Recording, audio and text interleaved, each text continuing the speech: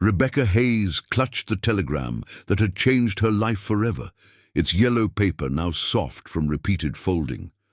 The message from Thomas Whitman promised a new beginning in Colorado territory, a sprawling cattle ranch, mountain vistas, and a partnership in building something meaningful together. What she found instead would test every ounce of strength she possessed. Before we jump back in, tell us where you're tuning in from, and if this story touches you, make sure you're subscribed because tomorrow I've saved something extra special for you. The train's whistle pierced the mountain air as Rebecca gathered her belongings from the worn leather seat. 3 weeks of travel from Philadelphia had brought her across a continent, each mile taking her further from the crowded tenements and factory smoke of her old life. Her carpet bag contained everything she owned: 2 practical dresses, her mother's silver brush, a few treasured books, and the correspondence that had led her to this moment. Thomas Whitman's letters had painted vivid pictures of the W Ranch nestled in the Colorado Rockies. He wrote of morning mist rising from the pastures, herds of cattle dotting the valley floor, and a grand house with a wraparound porch where they would watch sunsets together. His penmanship was confident, his words thoughtful, and his photograph showed a man with kind eyes and strong shoulders. Most importantly, he had promised her a partnership, not just as a wife, but as someone who would help build and manage the ranch operations. The train station in Cedar Ridge was nothing like the bustling terminals back east. A weathered wooden platform stretched alongside the tracks, with a small building that served as both depot and telegraph office. Mountains rose dramatically on all sides, their peaks still capped with snow despite the late spring warmth. Rebecca had never seen anything so magnificent or so intimidating. She waited on the platform as other passengers were greeted by family members and local businessmen. Her heart raced with anticipation and nervousness as she scanned the crowd. For Thomas's familiar face, the photograph in her bag showed a man of about 30 with sandy hair and a gentle smile. She had studied that image countless times during the journey, imagining their first meeting, their first conversation, as they rode together to the ranch. But as the crowd thinned and the other passengers departed, Rebecca found herself standing alone. The station master, a grizzled man named Pete Morrison, approached with a concerned expression. He had watched her wait for nearly an hour, clutching her bag and searching the faces of every man who passed. "You waiting for someone, miss?" he asked, tipping his hat respectfully. "Thomas Whitman from the W Ranch," Rebecca replied, trying to keep the worry from her voice. "He was supposed to meet me here. I'm Rebecca Hayes." Pete's weathered face grew grave. He had been expecting this conversation, though he had hoped Thomas would handle it himself. "Miss Hayes, I hate to be the bearer of bad news, but Thomas Whitman left town 3 days ago, headed up to the mining camps in the high country. Something about a silver strike near Leadville." The words hit Rebecca like a physical blow. She felt the color drain from her face as the platform seemed to tilt beneath her feet. "Left town? But we had an arrangement. He was expecting me today." "I know, miss. The whole town's been talking about it.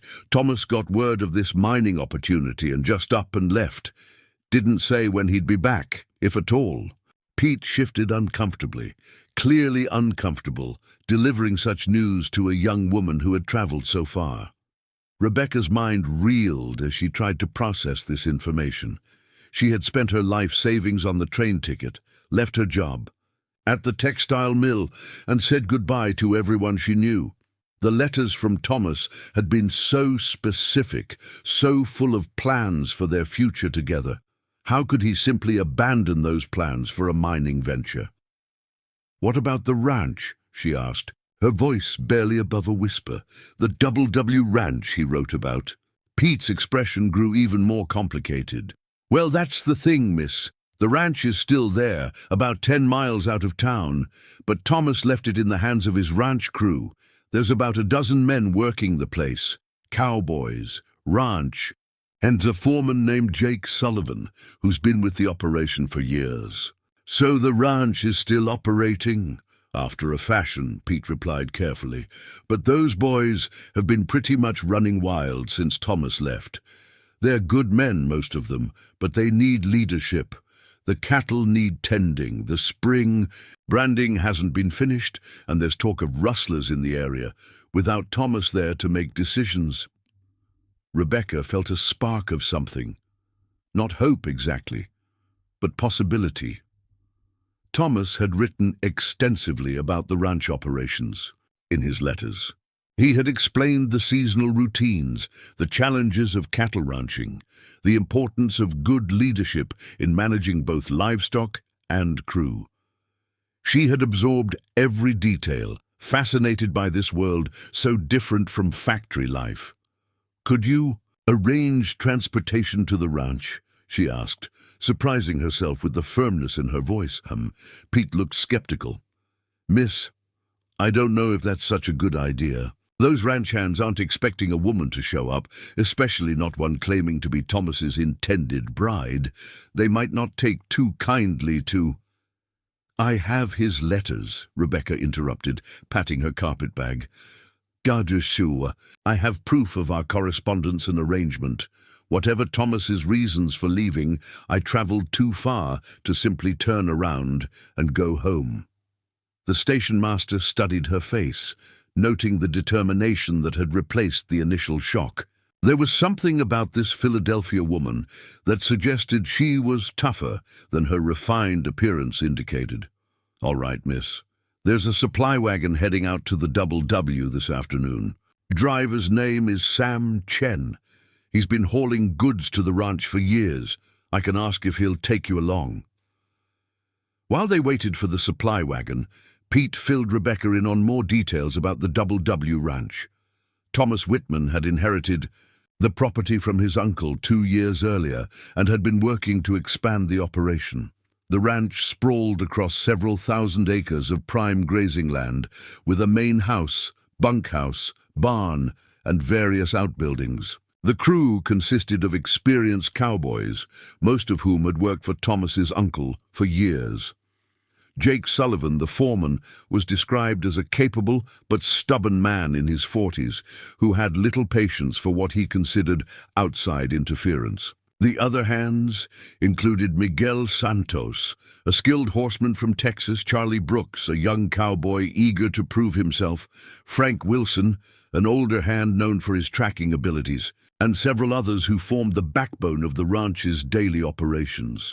"The thing is," Pete explained, "these men respect Thomas because he proved himself to them. He could ride, rope, and work cattle with the best of them. But they've never had to answer to a woman, especially not one from back east." When Sam Chen arrived with his loaded wagon, Rebecca was struck by his practical demeanor and quiet competence. The Chinese immigrant had built a successful freight business serving the scattered ranches and mining camps in the area. He listened carefully as Pete explained the situation, then nodded thoughtfully.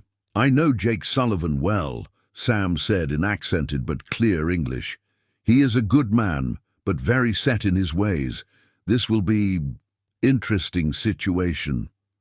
He helped Rebecca load her carpetbag into the wagon alongside supplies for the ranch, feed, tools, and provisions that would keep the operation running. The ride to the Double W Ranch took them through some of the most spectacular country Rebecca had ever seen. Rolling hills covered in spring grass stretched toward towering mountain peaks. Streams meandered through the valleys, their banks lined with cottonwood trees just beginning to leaf out. Cattle dotted the landscape, robust animals that had survived the harsh winter and were now growing fat on the new grass. As they crested a hill, the ranch buildings came into view. The main house was larger than Rebecca had expected, a 2-story structure with the promised wraparound porch and large windows that would offer commanding views of the valley. The barn was massive, built to shelter dozens of horses and store. For the winter months, the bunkhouse looked sturdy and well-maintained, with smoke rising from its chimney, suggesting the hands were preparing their evening meal. But what struck Rebecca most was the sense of organized activity that pervaded the scene. Even without Thomas present, the ranch was clearly a working operation. She could see men moving among the corrals, horses being tended, and the general bustle of a place where serious work was being done. Sam Chen guided the wagon toward the main house, but before they reached it, a group of men emerged from the barn and bunkhouse. Rebecca counted at least 8 or 9 cowboys, all wearing the practical clothing of their trade, worn jeans, boots, hats shaped by weather and work. They moved with the easy confidence of men comfortable in their environment, but their expressions were wary as they approached the supply wagon. The man who stepped forward was clearly the foreman, Jake Sullivan. He was tall and lean, with graying hair and eyes that missed nothing. His weathered face showed the kind of skepticism that came from years of dealing with unexpected complications. "Sam?" he called out in greeting. Then his gaze shifted to Rebecca. "Are you bringing us a visitor?" Sam Chen climbed down from the wagon and began unloading supplies. "This is Miss Rebecca Hayes," he announced matter-of-factly. "She says she has business with Thomas Whitman." The cowboys exchanged glances, and Rebecca could feel their curiosity and doubt. She climbed down from the wagon with as much dignity as she could muster, smoothing her travel-wrinkled dress and trying to project confidence despite her racing. "I'm Thomas's intended bride," she announced clearly, her voice carrying across the group. "I traveled from Philadelphia based on our correspondence and arrangement. I understand he's been called away on business, but I'm here now. And I'd like to discuss the situation." The silence that followed was deafening. Several of the cowboys removed their hats, a gesture of respect for a lady, but their faces showed a mixture of confusion, skepticism, and something that might have been amusement. Jake Sullivan's expression remained unreadable as he studied. "This unexpected development, ma'am," he said finally, his tone carefully neutral. "Thomas never mentioned anything about a bride to any of us. And he sure didn't say anything about anyone coming to the ranch while he was away." Rebecca reached into her carpet bag and withdrew the bundle of Thomas's letters. "I have his correspondence here, detailing our arrangement and his descriptions of this ranch. I also have the telegram directing me to arrive on today's train." Jake accepted the letters reluctantly, scanning the familiar handwriting with growing surprise.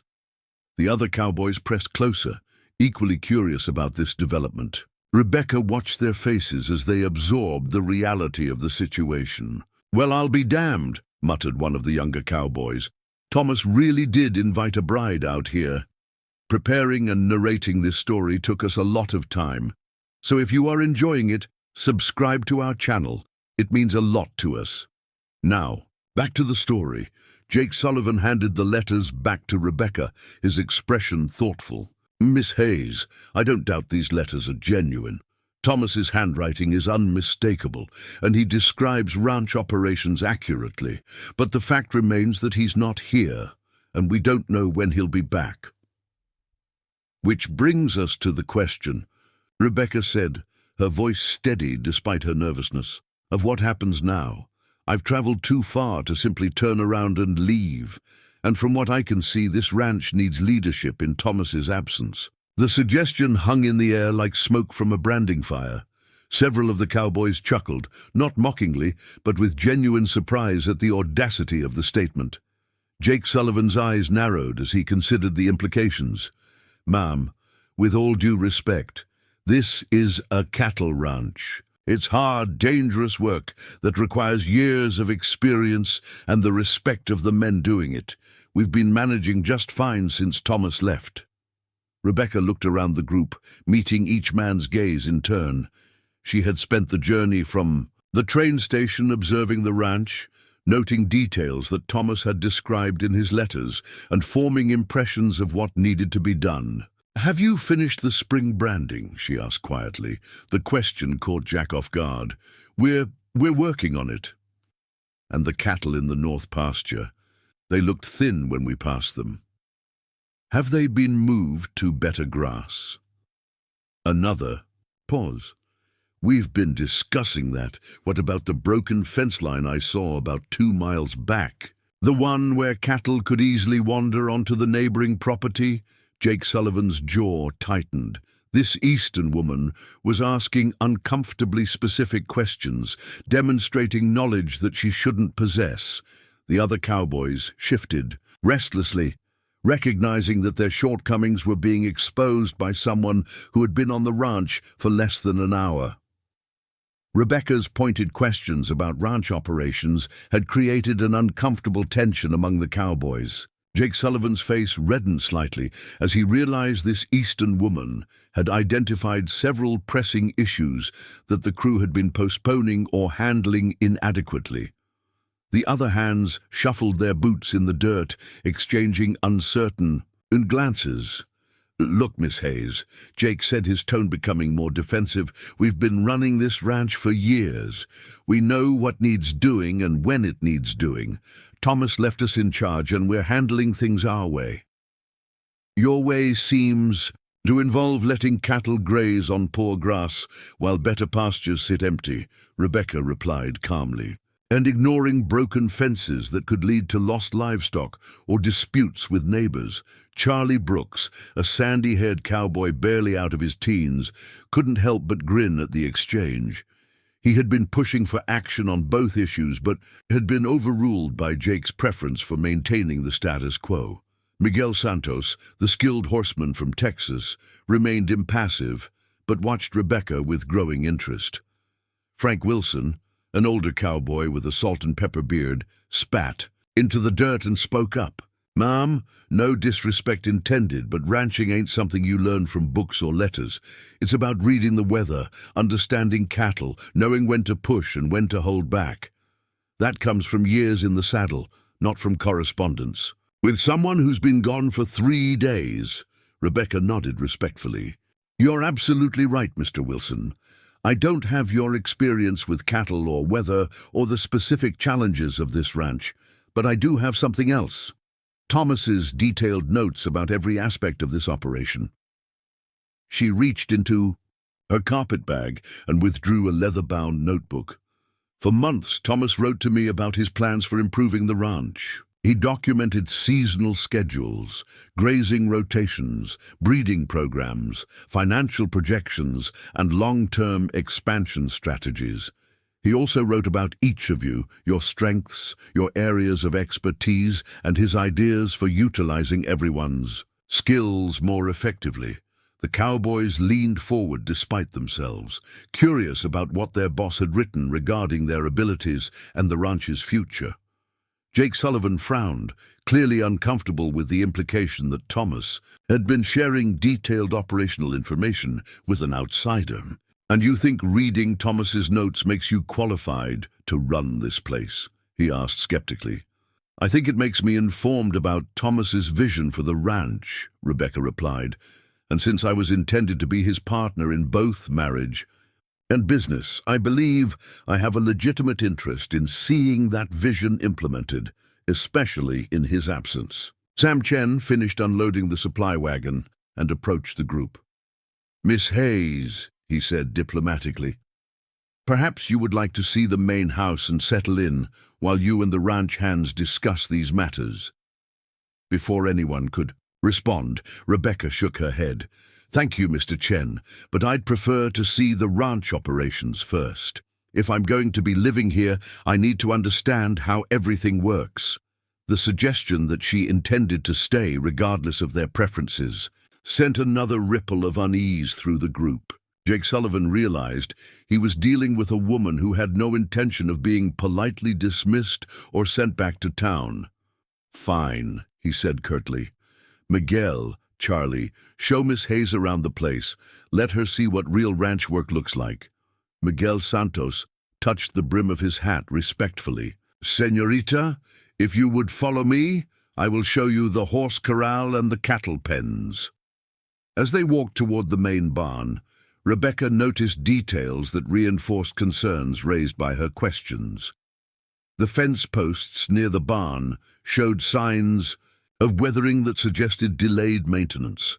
Several horses in the corral had overgrown hooves, indicating they hadn't been properly tended in recent weeks. The water trough was only half full despite the abundant spring runoff from the mountains. "How long has Thomas been gone exactly?" she asked Miguel as they paused near the horse corral. 3 days, maybe 4, Miguel replied. He received a telegram about a silver strike near Leadville. Very excited, packed quickly, said he would return soon with money for ranch improvements. Charlie Brooks joined the conversation, his youthful enthusiasm evident. Thomas had been talking about expansion for months, wanted to increase the herd size, improve the breeding stock, maybe even try raising some sheep on the higher pastures. But that all takes capital, and ranching income is pretty seasonal. Rebecca nodded, remembering Thomas's letters about the financial challenges of ranching. Cattle sales provided most of the annual income, but that money had to stretch through the entire year while expenses continued daily. A successful mining investment could indeed provide the capital needed for significant improvements. "What about the branding schedule?" she asked, recalling one of Thomas's most urgent spring priorities. Miguel's expression grew uncomfortable. "We have started, but—" He gestured toward the main pasture, where Rebecca could see dozens of cattle bearing no brand marks. "Jake says we should wait for Thomas to return. He wants to be sure we follow exact procedures. But every day you wait means more cattle could potentially wander off or be claimed by others, doesn't it?" Rebecca asked. Charlie nodded emphatically. "That's what I've been trying to tell Jake. We've got over 200 heads that need branding, and some of them are already starting to drift toward the high country. If we don't get them marked soon—" Their conversation was interrupted by a commotion from the main corral. One of the horses, a spirited bay mare, had broken free from the group and was racing around the enclosure, clearly agitated. Several cowboys were trying to corner her with lassos, but the mare was too quick and too smart for their clumsy efforts. Rebecca watched the scene with growing concern. The cowboys were becoming increasingly frustrated, and their aggressive approach was only making the horse more panicked. She recognized the mare from Thomas's descriptions, a valuable breeding animal named Stella, who required gentle handling due to her sensitive temperament. "Stop!" Rebecca called out firmly, surprising herself with the authority in her voice. "You're frightening her more." Jake Sullivan, who had been directing the capture efforts, turned toward her with barely concealed irritation. "Miss Hayes, this is exactly the kind of situation that requires experience. That mare is valuable, and we can't afford to let her injure herself." "Then stop chasing her with ropes," Rebecca replied, walking calmly toward the corral fence. "Thomas wrote about this horse specifically. She responds to patience, not force." The cowboys paused their efforts, curious despite their skepticism. Rebecca climbed onto the bottom rail of the fence and began speaking to the mare in a soft, soothing voice. She had learned this technique from watching her father work with draft horses at the brewery where he was employed. "Easy, Stella," she murmured, using the mare's name deliberately. "Easy, girl, no one's going to hurt you." The horse's ears pricked forward at the sound of her name. She slowed her frantic circling and turned toward Rebecca, nostrils flaring, as she assessed this new human who wasn't brandishing a rope or shouting commands. Rebecca continued speaking softly, describing the beautiful mountain meadows visible from the corral, and commenting on the mare's obvious intelligence and grace. Gradually, Stella approached the fence, drawn by the calm, respectful tone so different from the cowboy's frustrated urgency. When the mare was within arm's reach, Rebecca slowly extended her hand, palm up, allowing Stella to investigate her scent. The horse sniffed delicately, then allowed Rebecca to stroke her neck gently. "There you go," Rebecca whispered. "You're just upset because everyone's been rushing around, aren't you? You need someone to take their time with you." Miguel Santos had quietly approached with a lead rope, moving slowly so as not to startle the mare. Rebecca took the rope and clipped it to Stella's halter with practiced efficiency, then led the horse calmly back toward the barn. The cowboys watched in silence as Rebecca successfully handled a situation that had frustrated several experienced Yans. Charlie Brooks looked openly impressed, while Frank Wilson scratched his beard thoughtfully. Jake Sullivan's expression remained guarded, but Rebecca could see a flicker of grudging respect in his eyes. "Where did you learn to handle horses?" Miguel asked as they secured Stella in her stall. "My father worked at a brewery in Philadelphia," Rebecca explained. "They used Clydesdales for deliveries, and I spent many afternoons helping care for them. Draft horses are different from ranch horses, but the principles of patient, respectful handling are the same." "Thomas never mentioned that you had experience with horses," Jake said, his tone slightly less hostile than before. "Thomas didn't know everything about my background," Rebecca replied, "just as I'm still learning about him. But that's why partnerships work best when both people contribute their strengths." The afternoon shadows were lengthening as Sam Chen prepared to return to town. Before departing, he approached Rebecca with a concerned expression. "Miss Hayes, I will return to town now. Do you want me to arrange accommodations for you at the hotel? This situation is complicated." Rebecca looked around the ranch, at the vast pastures dotted with unbranded cattle, the horses that needed attention, the fences requiring repair, and the group of capable but leaderless cowboys. She thought about Thomas's letters describing his vision for the Double W Ranch and the role he had imagined her playing in that future. "Thank you, Mr. Chen, but I'll be staying here," she replied firmly.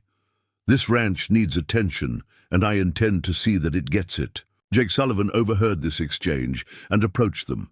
"Miss Hayes, I appreciate your interest in the ranch operations, but we have established routines and procedures. We can't just change everything because someone shows up with letters and notebooks." "I'm not asking you to change everything," Rebecca replied. "I'm asking you to complete the work that Thomas planned and that you've been postponing. The spring branding, the pasture rotation, the fence repairs. These aren't my ideas. They're Thomas's plans, documented in his own handwriting." She opened the leather notebook and showed Jake several pages of detailed schedules and operational notes. He wrote about the importance of finishing branding by the end of May, moving the main herd to the north pastures by mid-June, and completing fence repairs before the summer storms. "According to his timeline, you're already behind schedule." Frank Wilson had joined the group and studied the notebook over Jake's shoulder. "Well, I'll be damned," he muttered. "Thomas really did write all this down. Look here, Jake. He's got notes about that section of fence near Miller's Creek that we've been meaning to fix for weeks." Charlie Brooks pointed to another entry. "And here's the breeding schedule for the mares. We're supposed to introduce the stallion to 3 specific mares this month, but we haven't started because we weren't sure which ones Thomas had selected." Jake Sullivan found himself in an increasingly difficult position. The notebook, clearly, contained detailed operational plans in Thomas's handwriting, plans that demonstrated his intention to involve Rebecca in ranch management. The cowboys were beginning to see the wisdom of following established schedules rather than drifting without clear direction. "All right," he said finally, his tone grudging but resigned. "Suppose we follow some of Thomas's written plans. What exactly are you proposing?" Rebecca had been thinking about this question since leaving the train station. "I propose we implement Thomas's operational schedule exactly as he outlined it. You and the other hands provide the expertise and experience while I coordinate the activities and make sure everything stays on track." "And what gives you the authority to coordinate anything?" Jake asked bluntly. Rebecca met his gaze steadily. "The fact that I'm the only person here who has studied Thomas's complete vision for this ranch. You know how to do the work, but I know what work Thomas prioritized and why. Together, we can accomplish what he planned." Miguel Santos had been listening to this exchange with growing interest. "Señorita, what you say makes sense. Thomas was always very organized, very careful with his planning. If he wrote down these schedules, he had good reasons. But she's never worked on a ranch, Frank Wilson pointed out. How do we know she won't make decisions that could cost us cattle or money? Because I won't be making operational decisions, Rebecca replied. Those will come from your expertise. My role would be administrative, tracking progress, coordinating schedules, managing supplies and communication. Think of me as Thomas's representative, ensuring his plans are implemented while he's away. The conversation was interrupted by the sound of approaching horses. 3 riders appeared on the horizon, moving fast toward the ranch. As they drew closer, Rebecca could see they were cowboys, but not members of the Double W crew. Jake Sullivan's expression grew tense as he recognized the riders. That's Bill Morrison and his boys from the neighboring spread, he told Rebecca quietly. They've been having disputes with Thomas about water rights and grazing boundaries. The 3 riders reined in their horses near the main house, their leader dismounting with obvious agitation. Bill Morrison was a stocky man in his 50s, with a permanent scowl and the aggressive posture of someone accustomed to getting his way through intimidation. "Sullivan," he called out, ignoring Rebecca entirely. "I want to talk to Thomas Whitman. We've got cattle mixing with yours down by Miller's Creek, and I want this settled now." Jake stepped forward, clearly uncomfortable with the confrontation. "Thomas isn't here right now, Bill. He's been called away on business." "Called away?" Morrison's voice rose angrily. "When's he coming back? I've got 20 head of prime stock wandering around with your unbranded cattle, and I want them separated. Immediately." Rebecca listened to this exchange with growing alarm. The broken fence line she had noticed earlier was apparently causing exactly the kind of problem Thomas had anticipated. His notes contained specific instructions for preventing boundary disputes, but those instructions hadn't been implemented. "Mr. Morrison," she said, stepping forward despite Jake's surprised look, "I'm Rebecca Hayes, Thomas Whitman's business partner. Perhaps we can discuss this situation calmly and find a solution that works for everyone." Morrison turned toward her with obvious skepticism. "Business partner? Lady, I don't know who you are, but ranching isn't a business for amateur partners. I want to talk to someone with authority to make decisions." "I have Thomas's complete operational notes and his instructions for handling boundary issues," Rebecca replied evenly. "If you'll give me a moment to review his procedures, I believe we can resolve this matter promptly." The suggestion that a woman might have authority to negotiate ranch business clearly infuriated Morrison. "I don't have time for games, Sullivan. Either you separate my cattle and fix that broken fence, or I'll do it myself and send Whitman the bill." Jake Sullivan found himself caught between Morrison's demands and the growing realization that Rebecca might actually have the information needed to resolve the dispute properly. Thomas's notebook had already proven to contain surprisingly detailed operational guidance. "Give me until tomorrow morning," Jake said finally. "We'll get your cattle separated and address the fence situation." Morrison remounted his horse with obvious displeasure. "Tomorrow morning, Sullivan, and I want to see some real progress, not more excuses." He and his riders departed at a gallop, leaving a cloud of dust and an atmosphere of tension. Rebecca opened Thomas's notebook and found the section dealing with neighbor relations and boundary management. "He anticipated this exact situation," she told Jake, showing him the relevant pages. "He has specific procedures for cattle separation and a schedule for fence repairs that would prevent future mixing." Jake studied the notes with grudging amazement. He really thought of everything, didn't he? He planned for contingencies because he understood the consequences of poor management, Rebecca replied. "The question is whether we're going to implement his plans or continue improvising and hoping for the best." As evening approached, the cowboys gathered around the bunkhouse for their usual meal. Rebecca realized she hadn't eaten since early morning and had no clear idea of her sleeping arrangements. The main house remained locked, and she hadn't yet established her status with the ranch hands. Charlie Brooks approached her hesitantly. "Miss Hayes, if you're planning to stay tonight, The main house has been closed up since Thomas left. But, Cookie, that's our cook, Jim Patterson. He's got plenty of food if you'd like to join us for supper. The invitation represented a small but significant step toward acceptance. Rebecca nodded gratefully, recognizing that sharing a meal with the cowboys would provide an opportunity to learn more about their perspectives and concerns. The bunkhouse was spartanly furnished, but clean and comfortable. Cookie Patterson, a grey-haired man with a permanent limp from an old riding accident, had prepared a substantial meal of beef stew, cornbread and coffee strong enough to wake the dead. The cowboys made room for Rebecca at the long wooden table, their conversation initially awkward, but gradually becoming more natural. "Miss Hayes," Miguel said during the meal, "you mentioned that Thomas wrote about each of us in his letters. What exactly did he say?" Rebecca smiled, recognizing an opportunity to build relationships. "He wrote about your skill with horses, Miguel.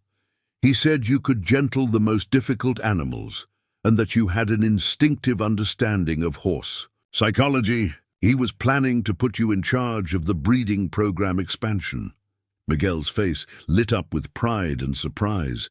"He never told me this directly."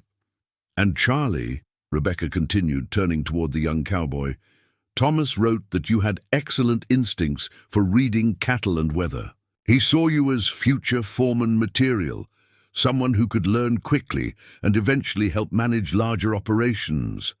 Charlie's chest swelled with pride at this unexpected praise. "He really said that?" "And Frank," Rebecca added, looking toward the older cowboy, "Thomas valued your tracking abilities and your knowledge of the local terrain. He was planning to put you in charge of monitoring the high pastures and preventing cattle drift." Even Jake Sullivan seemed interested despite his skepticism. "And what did he write about me?" he asked grudgingly. Rebecca consulted the notebook thoughtfully. "He wrote that you were the backbone of the ranch operations, someone who understood both the business and practical sides of ranching. But he also noted that you sometimes resisted change, even when that change could improve efficiency or profitability." The observation stung because it was accurate. Jake had indeed been reluctant to implement some of Thomas's newer ideas, preferring traditional methods that had worked adequately in the past. "Thomas saw potential in all of you," Rebecca concluded, "but he also saw areas where coordination and planning could make everyone more effective. That's what I'm offering, not to replace your expertise, but to help coordinate it according to his vision." As the evening wore on, Rebecca found herself answering questions about her background, her journey from Philadelphia, and her understanding of ranch operations. The cowboys gradually relaxed, realizing that she was neither a helpless city woman nor a domineering outsider intent on disrupting their lives. When the meal ended, Cookie Patterson approached Rebecca with a practical concern. "Miss Hayes, the main house has been shut up since Thomas left. You'll need bedding and probably should air out the rooms before spending the night there." "I can help with that," Charlie volunteered. "Thomas gave me a key in case anything needed, checking while he was away." As they walked toward the main house in the gathering darkness, Rebecca reflected on the day's events. She had arrived expecting to meet her future husband and begin a new life as planned. Instead, she found herself negotiating with skeptical cowboys, analyzing operational problems, and asserting authority she wasn't entirely sure she possessed. But, as challenging as the situation was, Rebecca felt more alive and engaged than she had in years. The factory work in Philadelphia had been repetitive and stifling, offering little opportunity for creativity or meaningful contribution. Here, despite the uncertainty and conflict, she was being challenged to solve real problems and make decisions that mattered. Thomas Whitman might have abandoned his ranch for a mining venture, but Rebecca Hayes was just beginning to discover what she was truly capable of accomplishing. Dawn broke over the Double W Ranch with a crisp mountain chill that reminded Rebecca she was far from the humid summers of Philadelphia. She had spent her first night in Thomas's house, sleeping in the guest room after Charlie had helped her air out the musty interior and light the wood stove. The main bedroom remained locked. She wasn't ready to claim that level of intimacy with a man who had abandoned their arrangement for mining prospects. Through the kitchen window, she watched the cowboys beginning their morning routines. Cookie. Patterson was already stoking the fire in the bunkhouse kitchen, while Miguel Santos moved among the horses with the fluid grace that Thomas had described in his letters. Jake Sullivan stood near the corral, consulting with Frank Wilson about something that required serious gestures toward the distant mountains. Rebecca dressed quickly in her most practical clothing, a dark blue dress that wouldn't show dirt easily, sturdy boots she had purchased for the journey west, and a wide-brimmed hat borrowed from Thomas's collection. She braided her hair tightly to keep it out of the way, then gathered Thomas's operational notebook and headed toward the bunkhouse. Cowboys looked up in surprise as she entered during their breakfast. Cookie Patterson automatically filled another plate with eggs, bacon, and biscuits, setting it at the table without comment. The gesture felt like a small victory. She was being included rather than merely tolerated. "Good morning," she said, settling beside Charlie Brooks. "I've been studying Thomas's notes about today's priorities, and I think we need to address the Morrison boundary situation immediately." Jake Sullivan paused with his coffee cup halfway to his lips. "Miss Hayes, we discussed this yesterday. We'll handle the cattle separation and fence repairs on our own timeline." "But that's exactly the problem," Rebecca replied, opening the notebook to a page marked with Thomas's urgent notations. According to these notes, boundary disputes escalate quickly if not resolved immediately. Morrison's cattle have been mixing with ours for at least a week, which means sorting them becomes more difficult every day. She pointed to a detailed diagram Thomas had drawn, showing the problematic fence section. He documented this exact situation happening last year with a different neighbor. The delay in response led to a legal dispute that cost the ranch $300 in legal fees and damaged relationships with multiple neighbors. Frank Wilson leaned forward to study the diagram. "That's the Henderson dispute from last summer," he confirmed. "Thomas was mighty upset about how that played out." "Exactly," Rebecca continued. "His notes show a specific protocol for handling boundary issues. Immediate response, clear documentation of animal ownership, temporary repairs within 24 hours, and permanent fixes within 1 week. We're already behind his recommended timeline." Miguel Santos finished his breakfast and stood up. "Señorita Rebecca, if Thomas wrote these procedures, perhaps we should follow them. He learned from his mistakes." Jake's jaw tightened at this suggestion. "Miguel, just because something's written in a notebook doesn't mean it's practical in the real world. Ranch work requires judgment calls that can't be planned in advance."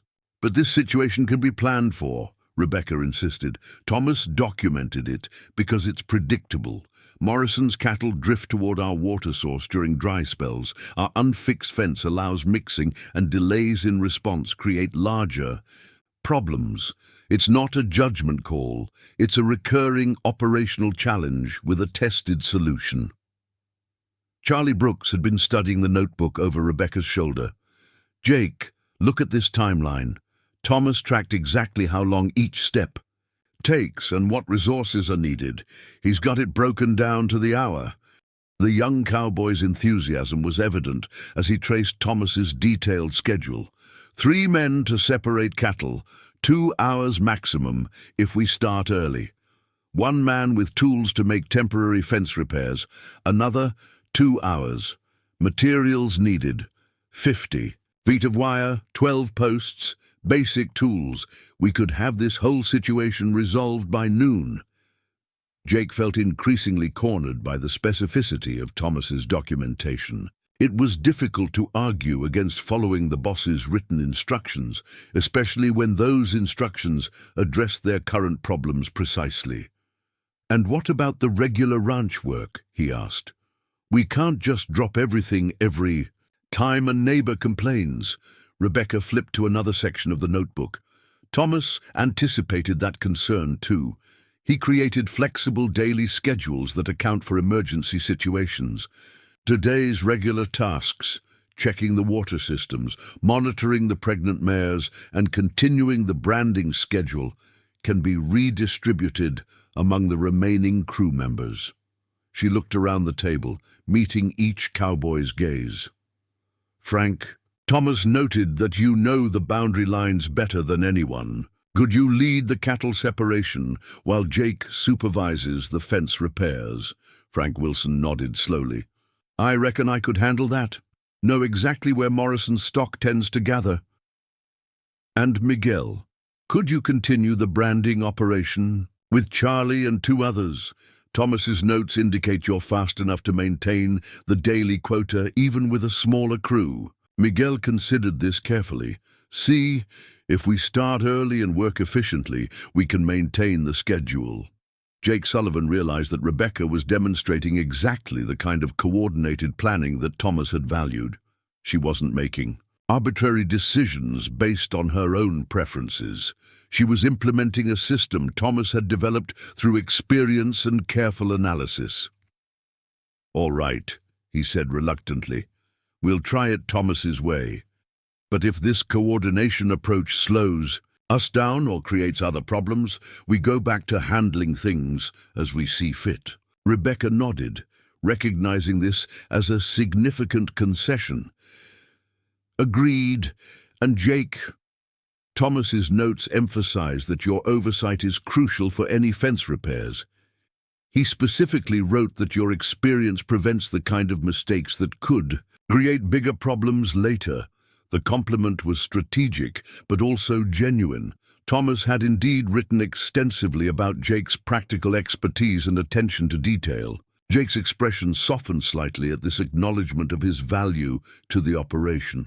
Within an hour, the ranch was humming with coordinated activity, unlike anything the cowboys had experienced since Thomas's departure.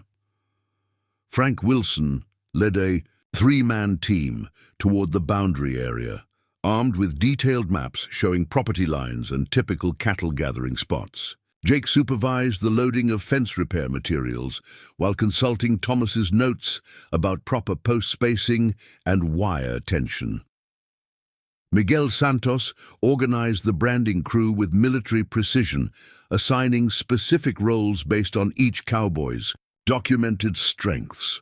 Charlie Brooks handled the roping, having demonstrated particular skill with difficult cattle. 2 other hands managed the branding, fire, and marking tools, while Miguel coordinated the overall flow to maintain safety and efficiency.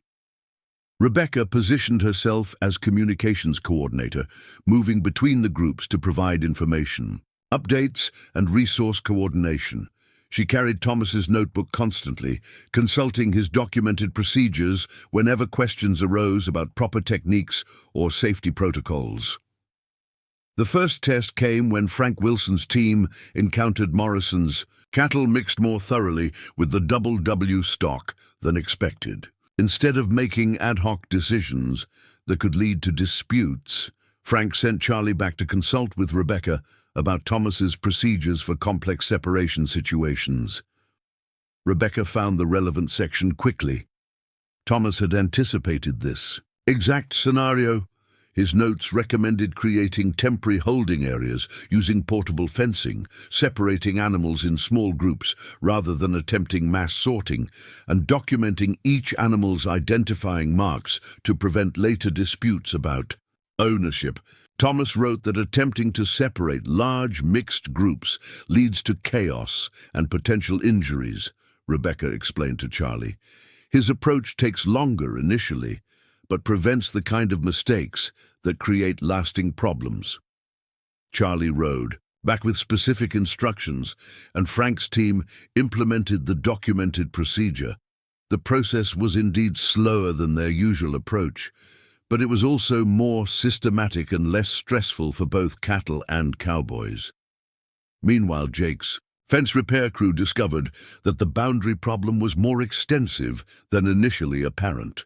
The broken section was part of a longer stretch of aging fence that showed signs of systemic deterioration.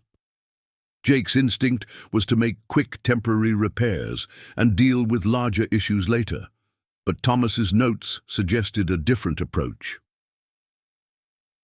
Extensive boundary fence problems require comprehensive solutions, the notebook stated. Temporary repairs to isolated breaks often fail when adjacent weak sections give way, creating recurring crises that damage neighbor relationships and waste resources. Rebecca consulted with Jake about this discovery, showing him Thomas's analysis of long-term maintenance strategies. He documented the costs of reactive versus proactive fence maintenance. The proactive approach requires more initial effort but prevents repetitive problems. Jake studied the numbers with growing respect for Thomas's analytical approach. He really calculated the time and material costs for different maintenance strategies, he observed. I never realized he was thinking about ranching this systematically. He saw the ranch as both a traditional operation and a business enterprise, Rebecca replied. His letters described the need to balance cowboy intuition with business planning. By mid-morning, Morrison returned with two of his hands to check on the promised cattle separation. Instead of finding the confusion and delay he expected, he discovered a well-organized operation that was proceeding exactly according to professional standards. Frank Wilson met Morrison at the boundary line with detailed documentation of the cattle separation process. Each animal had been identified by breed, age, and distinguishing marks, with clear records showing which belonged to which ranch. The holding areas were properly constructed, and the sorting process was being conducted with obvious expertise. Wilson, this is exactly the kind of professional handling I'd expect from a major operation, Morrison admitted grudgingly. Who's organizing this effort? Miss Rebecca Hayes, Frank replied with growing pride in the operation. She's implementing procedures that Thomas documented for exactly this situation. Morrison's skeptical expression shifted to curiosity. Thomas documented procedures for boundary disputes? Complete protocols, Frank confirmed. Time schedules, resource requirements, documentation standards, the whole 9 yards. This lady's coordinating everything according to his written instructions. When Morrison met Rebecca near the fence repair area, his attitude was notably different from the previous day's hostility. The evidence of professional ranch management was impossible to ignore, and he found himself dealing with someone who clearly understood both the practical and business aspects of the situation. Miss Hayes, I owe you an apology for yesterday's rudeness, he said, removing his hat respectfully. This level of organization is impressive. When will Thomas be returning? We don't have a definite timeline, Rebecca replied diplomatically. But the ranch operations will continue according to his established procedures, regardless of his absence. Morrison nodded thoughtfully. If you're coordinating things professionally, perhaps we should discuss some ongoing boundary management issues. Thomas and I had been talking about cooperative solutions that could benefit both ranches. Rebecca consulted the notebook and found references to these discussions. Thomas had indeed been exploring collaborative approaches to water access, grazing management and fence maintenance that could reduce costs and conflicts for neighboring operations. Thomas documented several ideas for cooperative arrangements, she confirmed. Perhaps we could schedule a more detailed discussion once this immediate situation is resolved. The suggestion that she had authority to engage in serious business negotiations clearly impressed Morrison. He was accustomed to dealing with ranch owners and foremen, not administrative coordinators, but Rebecca's demonstrated competence was difficult to dismiss. I'd welcome that conversation, he agreed. Professional ranch management is rare enough in this territory. When neighbors can work together systematically, everyone benefits. By noon, the boundary situation was completely resolved. Morrison's cattle were properly separated and returned to their home range. The immediate fence repairs were completed to professional standards, and a schedule was established for the comprehensive improvements that would prevent future problems. More importantly, the WW crew had experienced their most efficient and coordinated workday since Thomas's departure. The systematic approach had eliminated the usual confusion and wasted effort that resulted from unclear priorities and improvised decision-making. Jake Sullivan found himself grudgingly impressed with the results. I have to admit, Miss Hayes, this coordination approach got more accomplished than I expected. The crew worked together better when everyone understood their specific roles and timing. Miguel Santos was even more enthusiastic. Señorita Rebecca, this systematic planning reminds me of the best operations I worked for in Texas. When everyone knows the plan and their part in it, the work flows like music. Charlie Brooks practically glowed with pride. And having everything documented means we can repeat this efficiency whenever similar problems arise. Thomas really thought through these situations carefully. Even Frank Wilson, initially the most skeptical about taking direction from an Eastern woman, acknowledged the success. Can't argue with results like this. We got more done in one morning than we usually accomplish in 2 days of reactive scrambling. Rebecca felt a surge of satisfaction that went beyond mere vindication. She had successfully coordinated a complex operation involving strong-willed, experienced men who had initially questioned her authority. More importantly, she had demonstrated that Thomas's systematic approach to ranch management could produce superior results when properly implemented. As the crew gathered for lunch, Cookie Patterson approached Rebecca with an unexpected request. "Miss Hayes, I've been listening to the boys talk about Thomas's operational notes. Do you suppose he wrote anything about supply management and meal planning?" Rebecca smiled, recognizing an opportunity to expand her coordinating role. "Actually, Cookie, he wrote extensively about provisioning schedules, seasonal dietary requirements for working cowboys, and cost-effective purchasing strategies. Would you like to review his recommendations?" Cookie's weathered face lit up with interest. "Been wondering about some of those ideas myself. Always figured there had to be better ways to plan meals and manage supplies." That afternoon, Rebecca found herself consulting Thomas's notes about supply chains, seasonal pricing patterns, and nutritional requirements for physically demanding work. His documentation revealed the same systematic thinking applied to every aspect of ranch operations, from horse care to financial planning. The success of the morning's coordinated effort had established Rebecca's credibility as someone who could translate Thomas's vision into practical results. The cowboys were beginning to see her not as an intrusive outsider, but as a valuable resource for implementing proven procedures that made their work more effective. But Rebecca also recognized that one successful day didn't establish permanent authority. Jake Sullivan's cooperation was still conditional, and she would need to prove her value consistently to maintain the crew's respect. Moreover, Thomas's eventual return would create new challenges about her role and status at the ranch. For now, though, she was exactly where she wanted to be, engaged in meaningful work that challenged her abilities and contributed to something larger than herself. The WW Ranch was becoming her ranch in ways that went far beyond Thomas's original letters and promises. As evening approached, Rebecca stood on the main house porch, watching the cowboys complete their daily routines with the efficiency that had become possible through systematic coordination. Tomorrow would bring new challenges, but she was ready to meet them with Thomas's documented wisdom and her own growing confidence. The transformation from abandoned mail-order bride to ranch coordinator was happening faster than she had imagined possible, and she was just getting started. 3 weeks had passed since Rebecca's arrival at the WW Ranch, and the transformation was remarkable.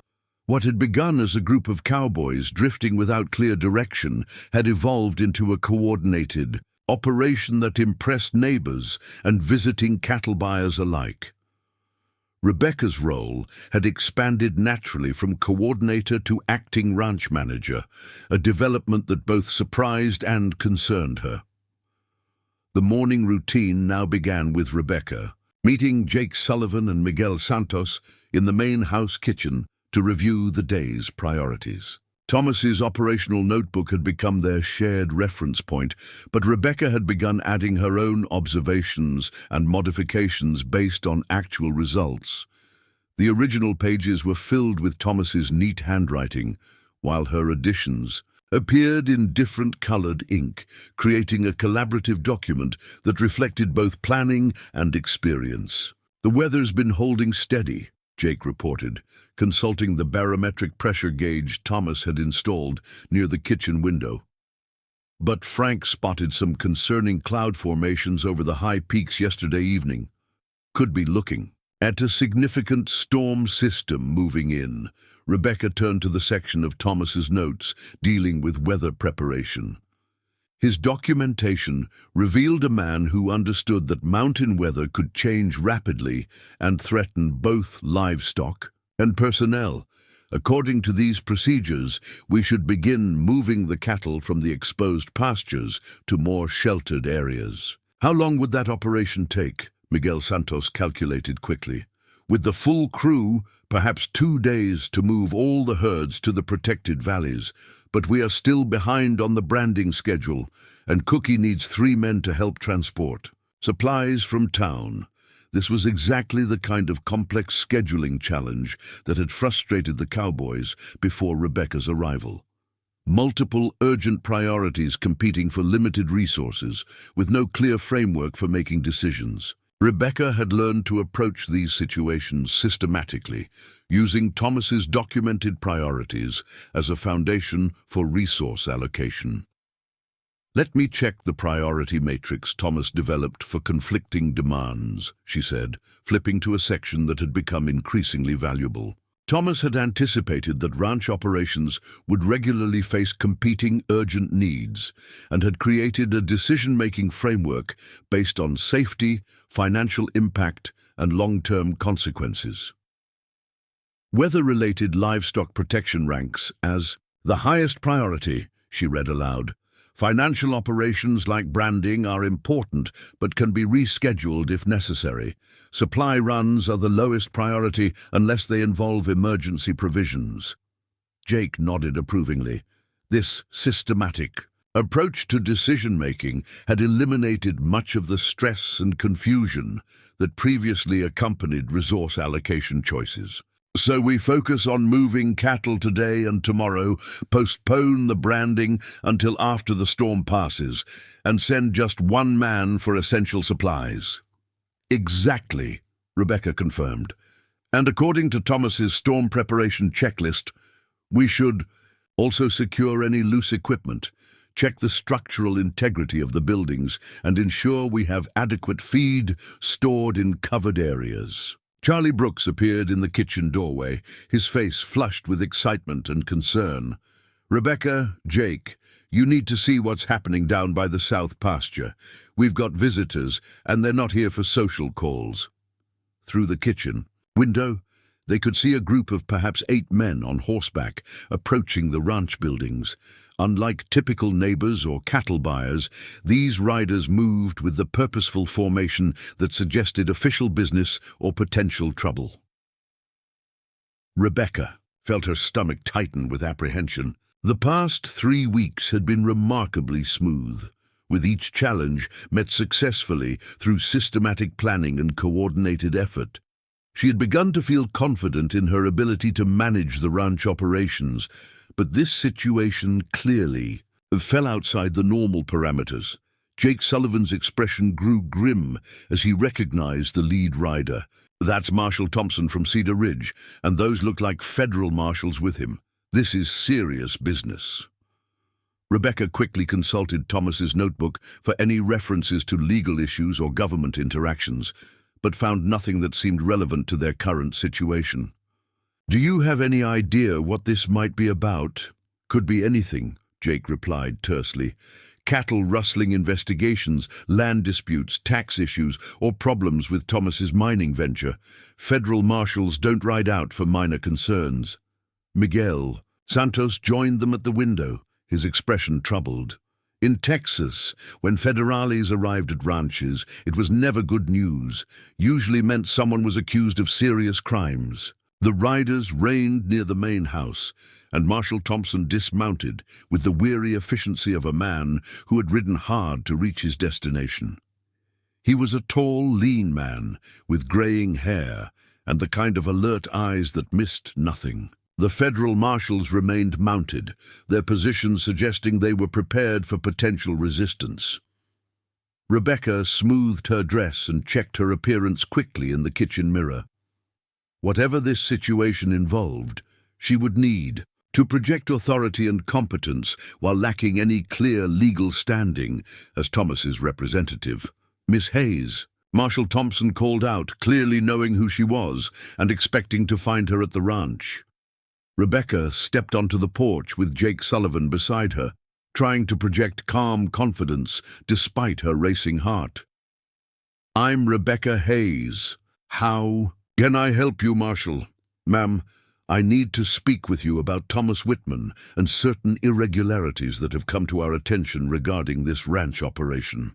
The word irregularities sent a chill through Rebecca.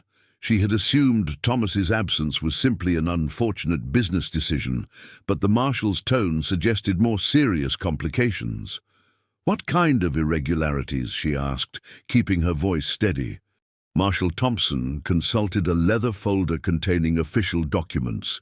"We have reports of suspicious financial activities, possible cattle theft, and questions about the legal ownership of this property. I need to ask you some specific questions about your relationship with Mr. Whitman and your authority to operate this ranch." Rebecca felt the cowboys gathering behind her on the porch. Charlie Brooks, Miguel Santos, Frank Wilson, and several others formed a supportive presence, though she knew their loyalty couldn't protect her from legal complications beyond their understanding. "Marshal, I'd be happy to answer your questions, but I think there may be some misunderstandings about the situation here," Rebecca replied carefully. "Perhaps we could discuss this privately."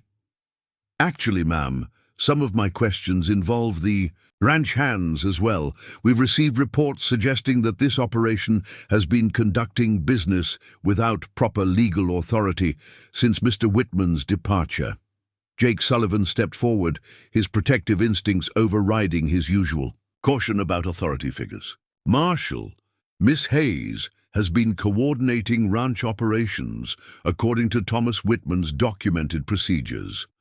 Everything we've done has been legitimate ranch business." "That may be true, Mr. Sullivan. But the question is whether Miss Hayes has legal authority to conduct that business.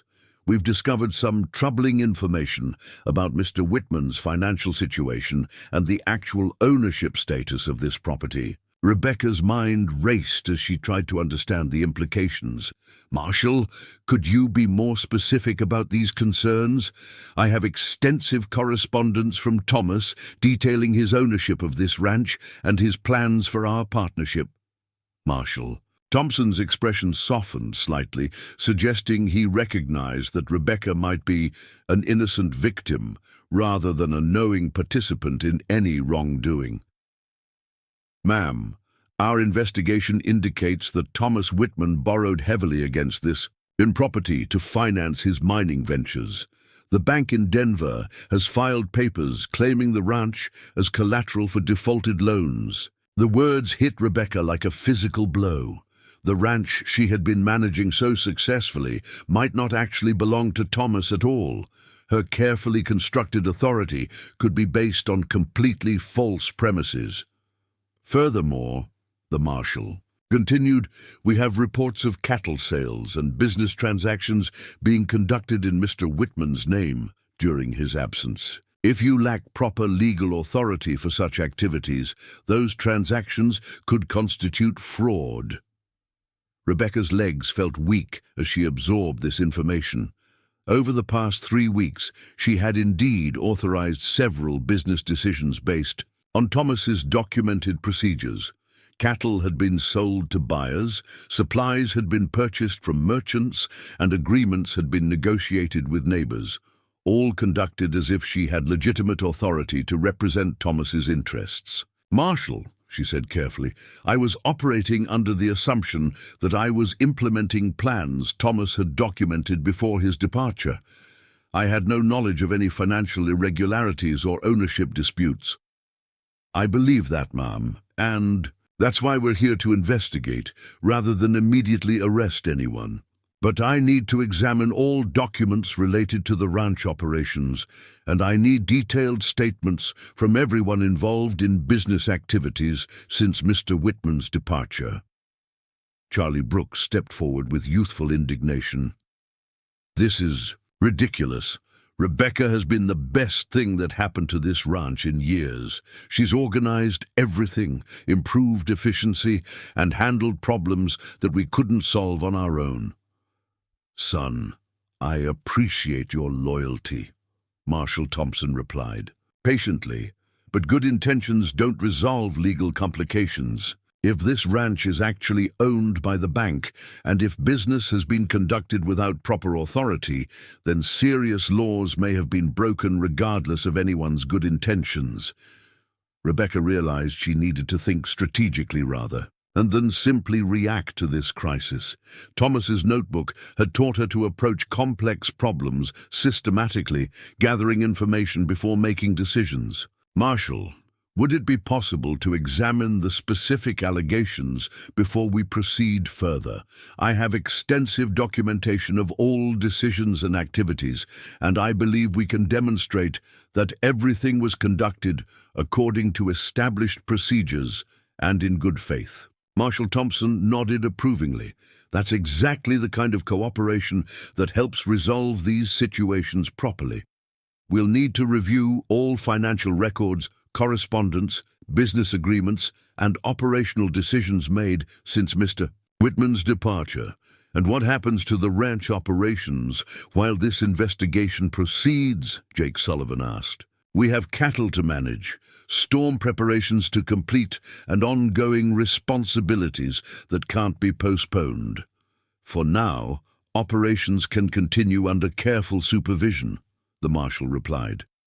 "But no major business decisions or financial transactions until we determine the legal status of the property and Miss Hayes's authority." Rebecca felt a crushing sense of disappointment and worry. Just as she had begun to feel confident in her ability to manage the ranch successfully, the entire foundation of her authority was being questioned. Worse, she might have unknowingly participated in fraudulent activities that could have serious legal consequences. But beneath the fear and disappointment, Rebecca felt a spark of the same determination that had carried her through Thomas's abandonment and the initial skepticism of the cowboys. She had built something valuable at the Double W Ranch, regardless of the legal complications. The systematic management, improved efficiency, and coordinated operations were real accomplishments that had benefited everyone involved. "Marshal Thompson," she said with growing resolve, "I want to cooperate fully with your investigation, but I also want to make clear that this ranch has been operating more successfully over the past 3 weeks than it had been since Thomas's departure. Whatever legal issues need to be resolved, the operational improvements we've implemented are genuine and valuable." Jake Sullivan nodded emphatically. "She's absolutely right, Marshal. This place was drifting without direction before Rebecca arrived. She's turned it into a professional operation that any ranch owner would be proud of." Miguel Santos added his support. "Señorita Rebecca has treated us with respect and helped us work more effectively. If there are legal problems, they are not of her making." Marshal Thompson studied the faces of the cowboys, noting their obvious loyalty and respect for Rebecca. "Ma'am, I can see that you've earned the trust of these men, and that counts for something in my book. but we still need to sort out the legal complications before anyone can move forward with confidence. As the afternoon progressed, Rebecca provided detailed documentation of every decision and transaction that had occurred during her management of the ranch. Thomas's notebook served as evidence of her good faith efforts to follow established procedures, while her own careful records demonstrated systematic thinking and responsible stewardship. The federal marshals interviewed each of the cowboys individually, asking about Rebecca's management style, the nature of her authority, and the legitimacy of the business activities they had observed. Without exception, the ranch hands praised her competence and integrity while confirming that she had always claimed to be following Thomas's documented instructions. By evening, Marshal Thompson had developed a clear picture of the situation. Rebecca appeared to be an innocent victim of Thomas Whitman's financial complications, rather than a willing participant in any fraudulent scheme. Her management of the ranch had been competent and beneficial, conducted in good faith based on information Thomas had provided. "Miss Hayes," he said as the investigation wound down for the day, "preliminary evidence suggests you've been operating honestly based on incomplete information about the legal situation. However, we still need to resolve the ownership questions and determine your actual authority to represent this property. What does that mean for the immediate future?" Rebecca asked. "It means you can continue coordinating daily operations while we investigate, but major decisions will need approval from either Mr. Whitman or the bank, depending on who actually owns this property. And it means your future here depends on resolving some very complicated legal and financial issues." That night, Rebecca sat alone in the main house kitchen, studying Thomas's notebook by lamplight and trying to understand how she had ended up in such a precarious position. 3 weeks ago, she had been a confident woman, implementing a systematic approach to ranch management. Now she faced the possibility that everything she had built was based on false premises. But as she reviewed the documented improvements in ranch efficiency, the positive relationships with neighbors, and the obvious respect she had earned from the cowboys, Rebecca realized that her accomplishments were real, regardless of the legal complications. She had proven herself capable of managing complex operations and leading experienced men through systematic planning and fair treatment. Whatever Thomas Whitman's financial problems meant for the future of the W Ranch, Rebecca Hayes had discovered abilities and strengths she never knew she possessed. The question now was whether she would have the opportunity to use those abilities to build a legitimate future for herself in the challenging world of Western ranching. The legal investigation would determine her immediate fate, but Rebecca had already determined her own character. She was no longer the abandoned mail-order bride who had arrived on the train 3 weeks earlier. She was a woman who could manage a ranch, lead a crew, and build something valuable from challenging circumstances. Now she needed to find a way to make that transformation legally and financially secure. The storm that Frank Wilson had predicted arrived with ferocious intensity 2 days after Marshal Thompson's investigation began. Mountain weather systems could be unpredictable, but this one exceeded even the most pessimistic forecasts. Wind howled across the valley with sustained speeds that bent the hardy cottonwood trees nearly horizontal, while hail, the size of chicken eggs, pelted the ranch buildings with devastating force. Rebecca stood in the main house kitchen, watching, through rain-lashed windows, as the carefully coordinated ranch operations faced their most severe test since her arrival. The cattle had been moved to protected valleys, according to Thomas's storm procedures, but the violence of this particular system threatened to overwhelm even the best preparations. Jake Sullivan burst through the kitchen door, water streaming from his oilskin coat and hat. "Rebecca, we've got serious problems. The storms knocked out part of the barn roof, and about 50 head of cattle broke through the fence in Mill Creek Valley. They're scattered across 3 different properties. including Morrison's land. The news hit Rebecca like a physical blow, not because of the immediate crisis, but because of its timing. With the federal investigation ongoing and questions about her legal authority unresolved, any major problems could be used as evidence of incompetent management.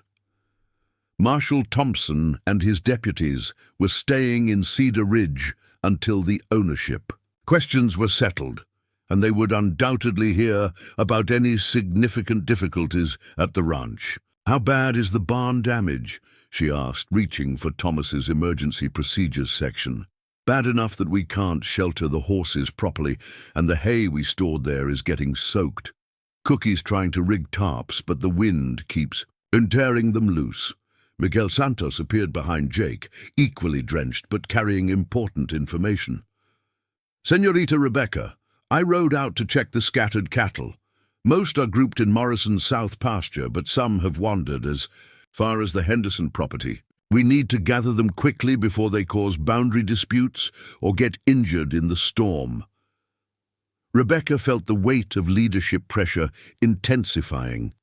The systematic procedures that had worked so well during normal operations seemed inadequate for managing multiple simultaneous crises while under legal scrutiny. But Thomas's notebook contained emergency protocols specifically designed for severe weather events, and she forced herself to approach the situation methodically despite the stress.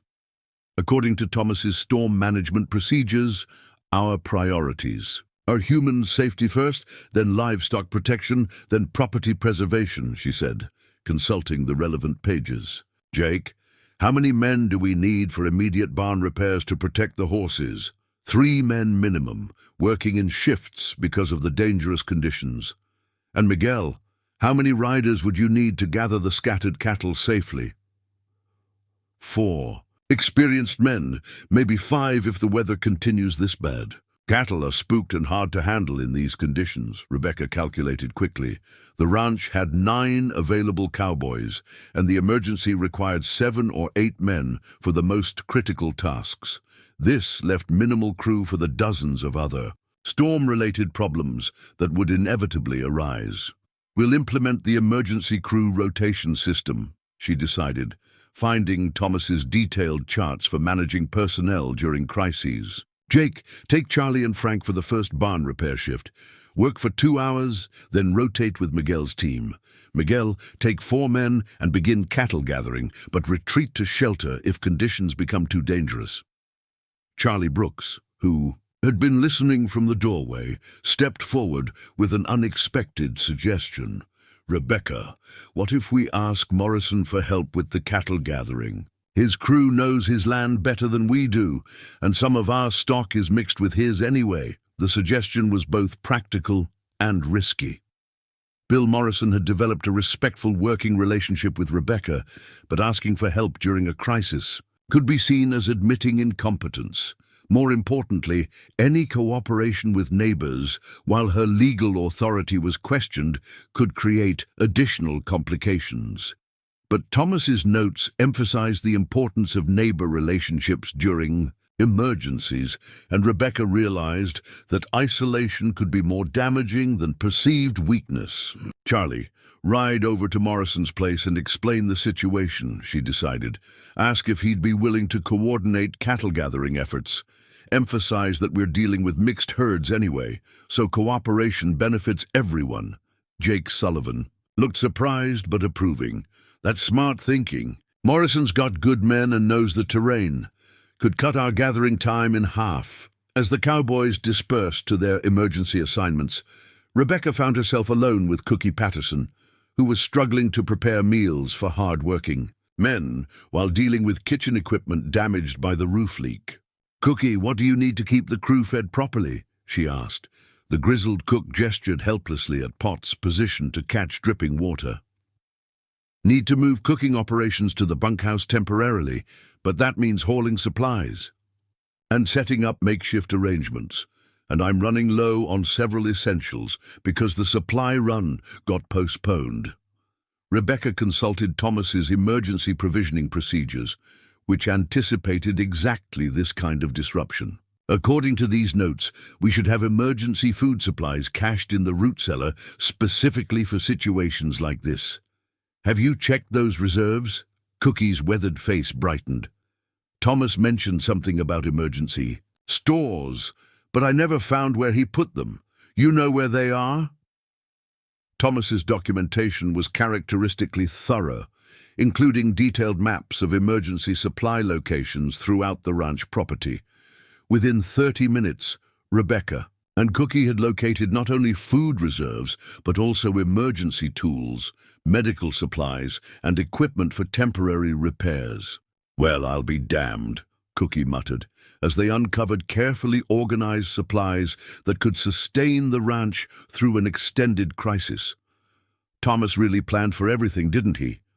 The discovery reinforced Rebecca's growing appreciation for Thomas's systematic approach to ranch management, while also highlighting how much valuable information the cowboys had been unaware of despite working for him for years.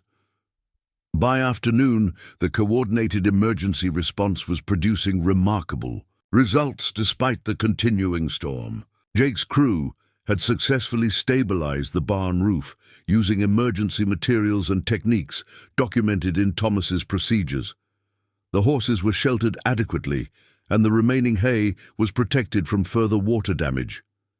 Miguel's cattle gathering operation, reinforced by Morrison's experienced hands, had recovered most of the scattered livestock with minimal stress to animals or riders. The cooperation between ranches had proceeded so smoothly that Morrison himself rode over to coordinate directly with Rebecca. "Miss Hayes," he said, shaking water from his hat as they stood in the partially repaired barn, "I've got to say, your crew's response to this crisis has been impressive. Most operations would still be scrambling to figure out priorities, but you've got everything organized and moving forward systematically." Rebecca felt a surge of pride, tempered by ongoing worry about the legal complications. "Thank you, Mr. Morrison. Thomas's documentation prepared us for exactly this kind of emergency." "Speaking of Thomas," Morrison continued, his expression growing serious, "I heard about the federal investigation. Word travels fast in a small community, and folks are concerned about what happens to this ranch if the ownership questions don't get resolved favorably." The comment reminded Rebecca that her crisis management success would be meaningless if she lost the legal authority to continue operating the ranch. Marshal Thompson was undoubtedly receiving reports about the storm response, and those reports could influence his assessment of her competence and legitimacy. "Mr. Morrison, may I ask what people in town are saying about the situation?" Morrison studied her face carefully before responding. "Most folks think you've done an excellent job managing this place, and they're hoping you'll be able to continue, regardless of what happens with Thomas. But there's also concern about what the bank might do if they take ownership." "What kind of concern?" "Banks don't usually want to operate ranches directly. They typically sell properties quickly to recover their investments, and that often means breaking up successful operations. The cowboys lose their jobs, the systematic improvements get abandoned, and the whole community suffers." The information crystallized Rebecca's understanding of the stakes involved. Her personal future was important, but the crisis affected everyone who had contributed to the ranch's recent success. Jake Sullivan, Miguel Santos, Charlie Brooks, and the other cowboys had invested their skills and loyalty in making the operation work. They deserved better than unemployment resulting from Thomas's financial irresponsibility.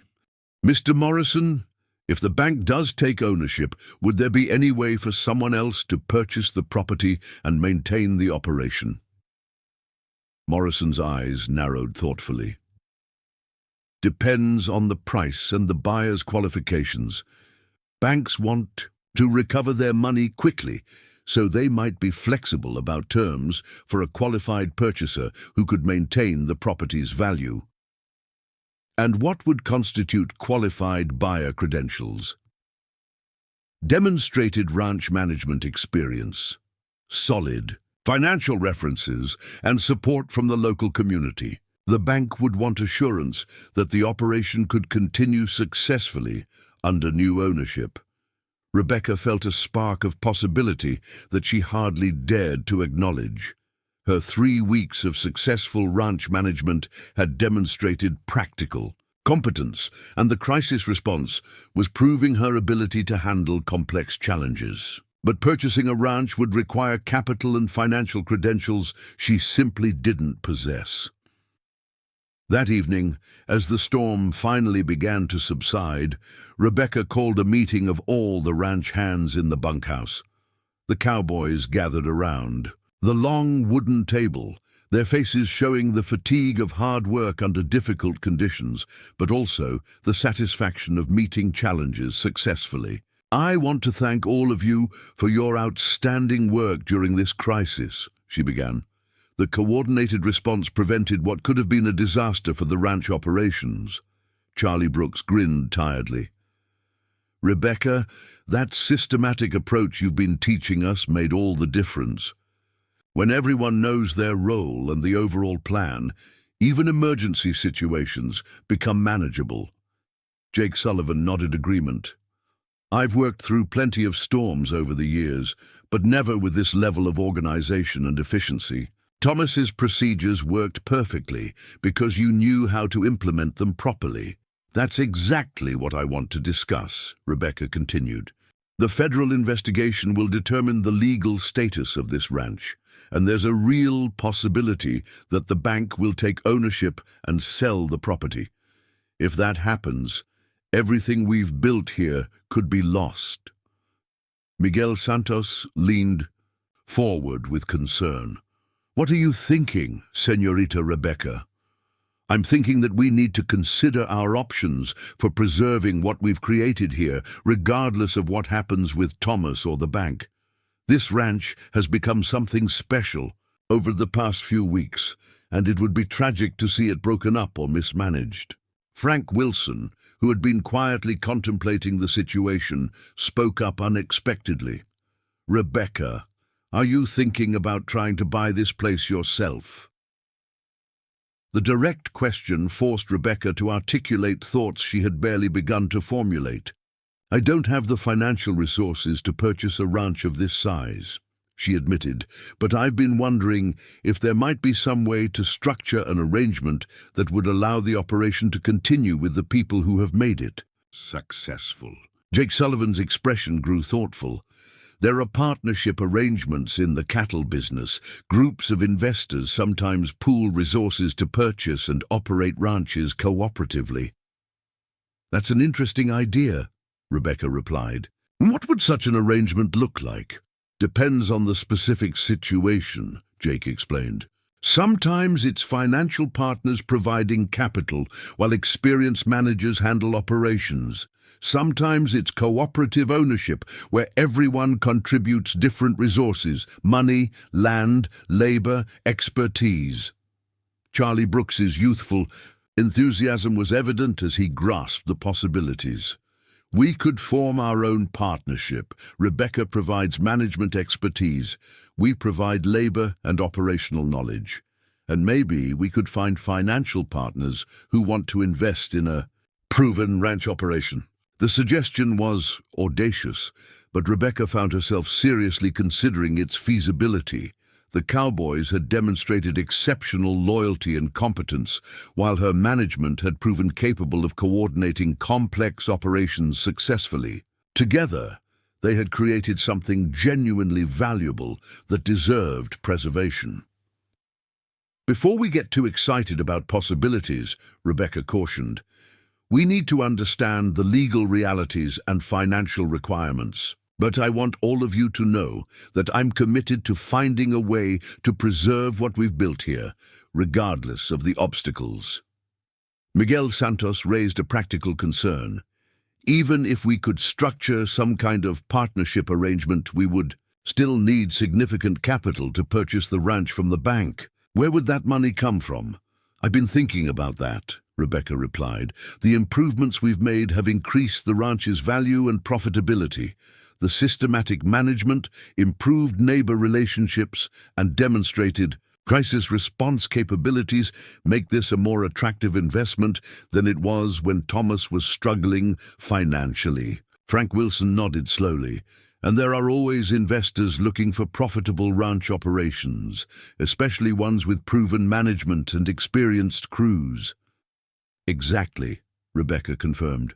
What we need to do is document our achievements and develop a proposal that demonstrates the investment potential of this operation under our management.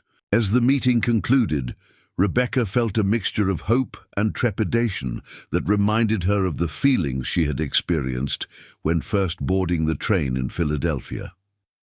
Once again, she was contemplating a future that would require courage, determination, and the willingness to risk everything for the possibility of building something meaningful. But this time, she wasn't traveling toward an unknown situation based on someone else's promises. This time, she was working with people she trusted, pursuing goals she had helped define, and building on achievements she had contributed to creating. The abandoned mail-order bride had become a ranch manager capable of crisis leadership and strategic planning. Now she faced the possibility of becoming something even more ambitious, a ranch owner and business partner in her own right. The legal investigation would determine whether such possibilities could become realities. But Rebecca Hayes was no longer willing to let her future depend entirely on other people's decisions. She had discovered her own capabilities, and she intended to use them to build the life she truly wanted. 1 week after the storm, as the W Ranch was returning to normal operations, a cloud of dust on the horizon announced the arrival of unexpected visitors. Rebecca stood on the main house porch, shading her eyes against the morning sun as she tried to identify the approaching riders. What she saw made her stomach clench with apprehension and anticipation. Thomas Whitman was back. He rode at the head of a small group that included 2 other men Rebecca didn't recognize, their horses heavily laden with mining equipment and supplies. Thomas looked weathered and tired, his clothes showing the wear of hard travel and unsuccessful prospecting, but his posture in the saddle remained confident, and his expression suggested he expected to resume control of his ranch without complications. Rebecca's mind raced as she considered the implications of his return. For weeks, she had been operating under the assumption that Thomas had abandoned both her and the ranch for mining opportunities. His documented procedures had provided the foundation for her authority, but his actual presence would completely alter the power dynamics at the W. Jake Sullivan emerged from the barn and joined Rebecca on the porch, his expression equally troubled. "Well, this complicates things considerably," he muttered. "Wonder if he knows about the federal investigation." "Or about the improvements we've made," Rebecca added, thinking about the systematic changes that had transformed the ranch operations. "Thomas left a struggling operation behind. He's returning to find something quite different." Charlie Brooks spotted the approaching riders and rode quickly toward the main house to alert the other cowboys. Within minutes, the entire crew had gathered near the porch, their faces showing a mixture of curiosity, loyalty, and uncertainty about how to handle this development. Thomas reined in his horse near the main house and dismounted with a broad smile, apparently expecting a warm welcome. "Rebecca, you're still here? I wasn't sure." He paused, taking in the scene of organized ranch hands and the obvious improvements to the property. "Things look different." "Hello, Thomas," Rebecca replied carefully, her tone neutral despite the emotional turmoil she felt. "Yes, I'm still here, as are the federal marshals who have been investigating certain irregularities regarding this ranch." Thomas's confident expression faltered slightly. "Federal marshals? What kind of irregularities?" Jake Sullivan stepped forward, his loyalty to Rebecca evident in his protective stance. "Thomas, we need to talk. There have been some significant developments since you left." The two men Thomas had brought with him dismounted and began unloading their gear, clearly expecting to stay at the ranch. One was introduced as Henry Clark, a mining engineer who had been advising Thomas on prospecting ventures. The other was David Stern, apparently a potential investor in future mining operations. "Before we discuss anything else," Rebecca said firmly, "I need to understand your intentions regarding this ranch and our previous arrangement." Thomas looked uncomfortable under the scrutiny of both Rebecca and his ranch crew. "Rebecca, I know my departure was sudden, but the mining opportunity was time-sensitive, and I thought it would be best to pursue it quickly and return with capital for ranch improvements." "And how did that work out?" Rebecca asked pointedly. Thomas's expression grew sheepish. "Not as well as anticipated. The silver deposits were less extensive than initial reports suggested. We spent considerable resources without achieving the returns we expected," Henry Clark interrupted with obvious frustration. "Thomas, you need to be honest about the financial situation. The mining venture not only failed to generate profits, it consumed the remaining capital you had borrowed against this property." The revelation hung in the air like smoke from a branding fire. Rebecca felt her worst fears confirmed, while the cowboys exchanged worried glances about the implications for their jobs and the ranch's future. "So the bank's claims about defaulted loans are accurate?" Rebecca asked. Thomas nodded reluctantly. "The situation is complicated, but I'm confident we can work out arrangements with the bank, especially now that I'm back to manage operations directly." Miguel Santos couldn't remain silent any longer. "Senor Thomas, with all respect, the operations have been managed excellently in your absence. Senorita Rebecca has transformed this ranch into the most efficient operation in the territory." "Miguel's right," Charlie Brooks added emphatically. "Rebecca has implemented systematic procedures, improved our relationships with neighbors, and coordinated the most successful crisis response we've ever had. The ranch is worth more now than when you left." Thomas looked around at his cowboys with growing surprise. Their obvious loyalty to Rebecca and enthusiasm for her management was clearly unexpected. He had assumed he would return to find the ranch struggling without his leadership. "I'm glad to hear that Rebecca has been helpful during my absence," Thomas said carefully. "But now that I'm back, we can return to normal operations under my direction." The statement created an uncomfortable tension that seemed to electrify the air around the ranch buildings.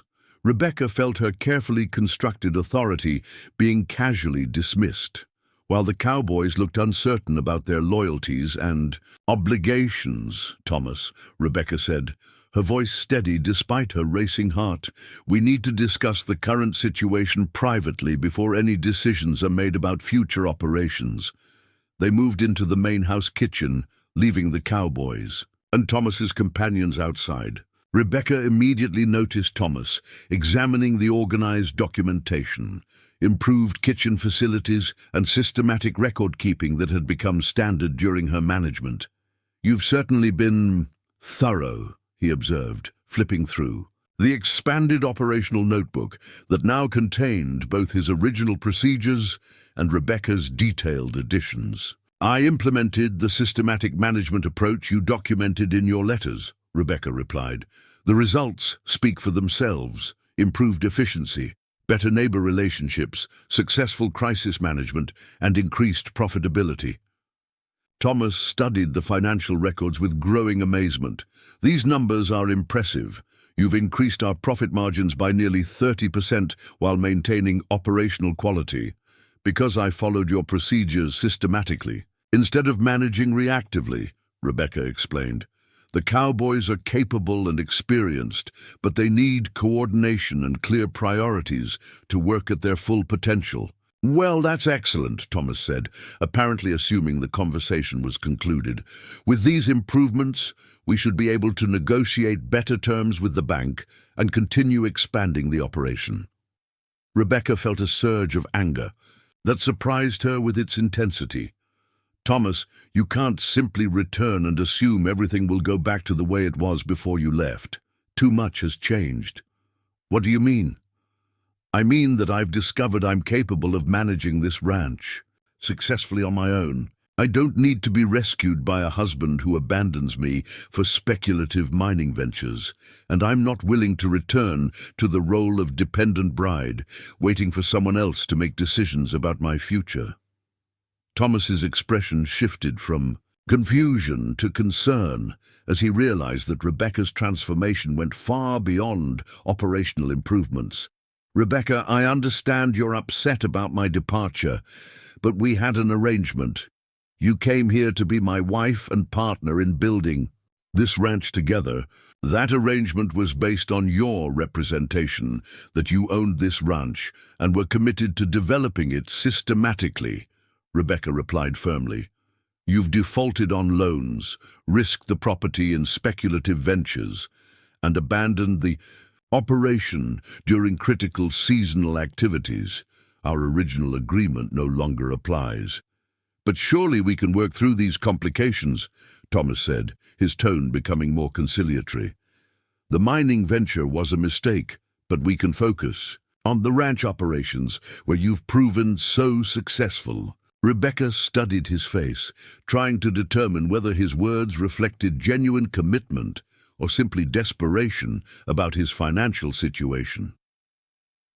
What exactly are you proposing? I'm proposing that we continue as originally planned. We get married, work together to resolve the bank situation, and build the ranch into the successful operation we both envisioned. Under your leadership and decision-making authority. Thomas hesitated, recognizing the trap in the question. Well, naturally, I would resume responsibility for major decisions, but I would certainly value your input and coordination skills. The response confirmed Rebecca's suspicions about his intentions. Thomas was willing to acknowledge her competence as long as it remained subordinate to his ultimate authority. He hadn't learned anything from his failed mining venture or recognized that Rebecca had evolved beyond her original role. Thomas, I've spent the past month proving I can manage this ranch as well as you can, perhaps better. I'm not interested in returning to a subordinate position where someone else makes the decisions about my life and work. Rebecca, be reasonable. I own this ranch, or at least I will once the bank situation is resolved. You can't simply decide to take over operations because you've done well during my temporary absence.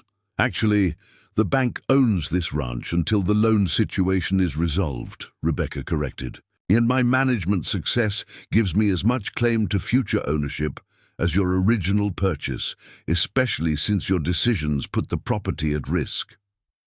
Thomas's expression grew more frustrated as he realized that Rebecca was seriously challenging his authority rather than simply expressing temporary resentment. What exactly are you suggesting? I'm suggesting that if this ranch is going to continue operating successfully, it needs to be under management that prioritizes systematic operations over speculative ventures. Whether that's me, a partnership arrangement, or new ownership entirely. The conversation was interrupted by a commotion outside. Through the kitchen window, they could see Marshal Thompson riding toward the ranch with several deputies, apparently responding to reports of Thomas's return. Thomas, Rebecca said quietly, you need to understand that your financial decisions have created legal complications that go beyond our personal relationship. The federal investigation is serious, and your return doesn't automatically resolve the ownership questions. Thomas looked increasingly overwhelmed as the full scope of the situation became clear. He had expected to return to his ranch and resume normal operations with Rebecca as his grateful and subordinate wife. Instead, he found himself facing legal investigations, financial complications, and a woman who had discovered her own capabilities and ambitions. Marshal Thompson dismounted near the main house and approached with the weary efficiency that had characterized his investigation. "Mr. Whitman, I need to speak with you about several serious matters regarding this property and your financial obligations." "Marshal, I understand there have been some complications during my absence, but I'm confident we can resolve everything now that I'm back to handle matters directly." "Sir, the complications include defaulted bank loans, questions about fraudulent business transactions, and concerns about the legal authority under which this ranch has been operating. Your return doesn't automatically resolve these issues." Rebecca watched Thomas's confident facade crumble as he absorbed the full implications of his situation. The mining venture had not only failed financially, it had created legal and business complications that threatened everything he had worked to build. "However," Marshal Thompson continued, "I should note that the ranch operations during your absence have been exemplary. Miss Hayes has demonstrated exceptional management capabilities, and the property's value has increased significantly under her coordination." Thomas turned toward Rebecca with a mixture of surprise and grudging respect. "You've really impressed the federal marshals." "She's impressed everyone," Jake Sullivan said, joining the group on the porch. "Thomas, this ranch has never operated more efficiently or profitably than it has under Rebecca's management. The question isn't whether she's qualified to run this place, it's whether you're willing to recognize that fact." The statement crystallized the fundamental issue that would determine everyone's future at the Double W Ranch.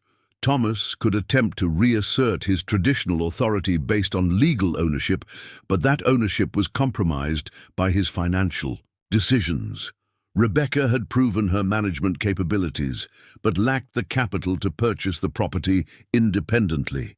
"Mr. Whitman," Marshal Thompson said, "we need to discuss the bank's claims and your intentions regarding this property. And Miss Hayes, we need to finalize questions about your authority and future role here."